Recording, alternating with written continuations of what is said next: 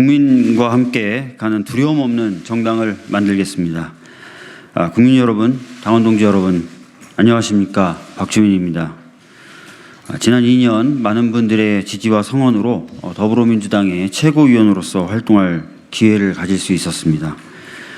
당원과 국민 곁에 좀 더 가까이 있을 수 있도록 노력했지만 부족함도 많았습니다.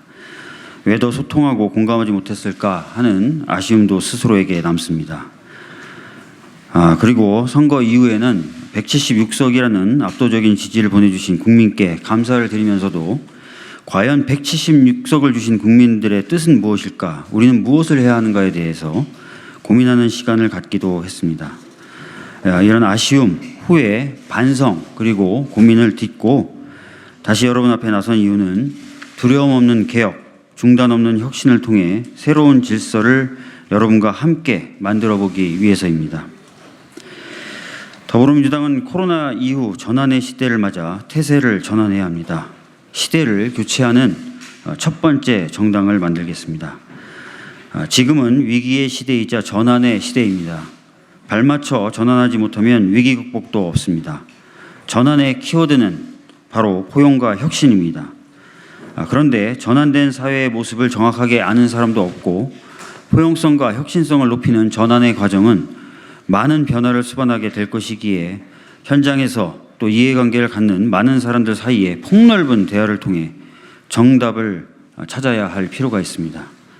또한 이렇게 찾은 정답조차도 대화와 설득의 지난한 과정을 거쳐야만 단단히 실현될 수 있을 것입니다. 이런 대화와 설득은 국민과 함께 하여야 합니다. 그것이 민주주의에 부합하는 사회 변화의 과정입니다. 긴 호흡으로 갈 수밖에 없는 전환의 대화 그리고 설득은 정당이 할 수밖에 없습니다. 이런 일을 하라고 국민도 176석을 만들어준 것 아니겠습니까? 그런데 현재 당의 모습은 현장에 있지 않고 국민과 과감하게 교감하지 못하며 국민을 믿고 과감하게 행동으로 나서지도 못하는 모습인 것 같습니다. 오히려 국민을 걱정만 하는 구경꾼으로 만들고 있는 것은 아닌가 하는 걱정도 듭니다. 야당만 바라보는 것이 아니라 176석의 힘으로 사회적 대화의 장을 열고 거기서 얻은 해결책과 힘으로 야당을 설득해 나가는 것이 필요합니다. 현장으로 가겠습니다. 발로 뛰겠습니다. 사회적 대화의 장을 적극 열겠습니다. 국민과 함께 하겠습니다. 새로운 시대를 위해 지속적으로 당을 혁신하겠습니다. 아까 말씀드린 그런 역할을 당이 하기 위해서는 당의 혁신도 지속되어야 합니다. 저는 당의 혁신은 구조적인 부분과 가치적인 부분 두 방향에서 모두 진행돼야 한다고 생각합니다. 구조적인 부분으로는 우선 사회적 대화에 적합한 구조를 만들어야 할 필요가 있습니다. 기존의 정책의 역할을 대폭 강화하고 사회적 의제 연석회의라는 새로운 구조를 만들어서 적극적으로 모두가 대화에 참여할 수 있는 소통 창구를 만들겠습니다. 사회적 대화를 위해 만들어진 구조는 이미 발생한 문제에 대해 소극적으로 대응하는 것을 넘어서 우리 사회 변화에 꼭 필요한 이슈들을 발굴하여 선제적으로 대화의 장을 열 수도 있어야 할 것입니다. 대화를 통해 만들어진 답은 반드시 실현될 수 있도록 당과 정부의 대화도 긴밀히 이루어져야 할 것입니다. 이 구조를 통해 국민의 의사를 충분히 당에 전달하고 그 의사가 실제로 정책에 반영되는 모습을 볼 수 있을 것입니다. 다음으로 당의 실천력과 현장성을 높이기 위해 지역위원회를 강화하겠습니다. 모든 지역위원회가 교육의 기능, 정책 생산의 기능, 그리고 지역민과의 소통의 기능을 충실히 수행할 수 있어야 합니다. 그래야만 당이 시대적 변화를 폭넓고 뿌리 깊게 챙길 수 있을 것입니다. 이를 위해 중앙당 차원에서 각 시도당 차원에서 지역위원회를 지원할 수 있는 구조와 콘텐츠를 만들겠습니다. 다음은 가치적인 부분입니다. 지금까지 강조되었던 가치 외에 환경적 가치, 젠더의 가치, 노동의 가치, 안전의 가치, 연대의 가치, 공정의 가치를 주류적 가치의 수준으로까지 강화해야 할 것입니다.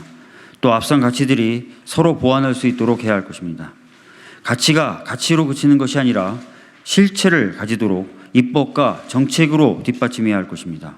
이러한 과정을 통해서 우리 당은 청년, 노동, 여성, 환경, 안전 등이 우리 사회에서 무시되지 않고 제대로 시민권을 누릴 수 있도록 해야 할 것입니다. 기존의 가치들도 변화된 상황에 맞게 재구성될 필요가 있습니다.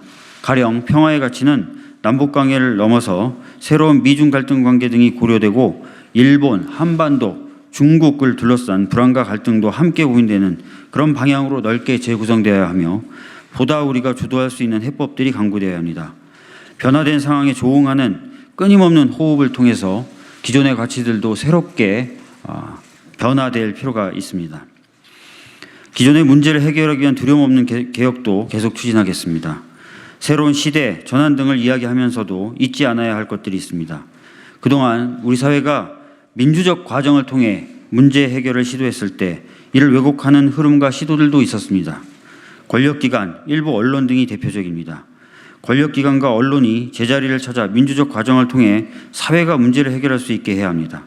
이를 위해 일하는 국회를 향한 국회 개혁뿐만 아니라 검찰개혁, 경찰개혁, 정보기관 개혁 등 권력기관 개혁과 언론 관련 제도 개선 등을 모두 힘있고 두려움 없이 지속적으로 추진하여야 할 것입니다. 많은 국민이 바라고 있는 만큼 국민을 믿고 흔들림 없이 나아가야 할 것입니다.